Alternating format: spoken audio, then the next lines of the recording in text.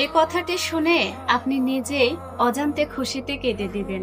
বিচারের দিন মহান আল্লাহ দুজন ব্যক্তিকে বলবেন, তোমরা দুনিয়াতে অনেক পাপ করেছো, তোমরা অনেক পাপী, তাই তোমরা জাহান্নামে যাও।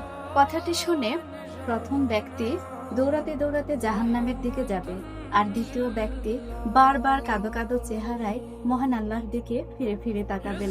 তাদের এমন ভাব দেখে মহান আল্লাহ দুজনকে ডেকে প্রথম জনকে জিজ্ঞাসা করবেন, জাহান্নাম কি?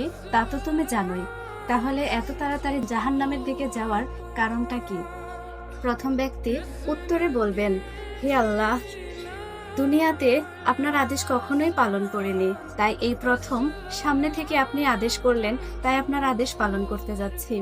এরপর আল্লাহ দ্বিতীয় ব্যক্তিকে ডেকে বলবেন, তুমি যে বারবার পেছন ফিরে আমাকে দেখছিলে, তার কারণটা কি? দ্বিতীয় ব্যক্তি তখন বলবে, হে আল্লাহ, দুনিয়াতে আপনার ভালো বান্দাদের কাছে শুনেছিলাম আপনি পরম দয়ালু এবং ক্ষমাশীল। এই দুই ব্যক্তির এমন কথাবার্তা শুনে মহান আল্লাহ রাব্বুল আলামিন দুজনকে ক্ষমা করে দিবেন। সুবহানাল্লাহ।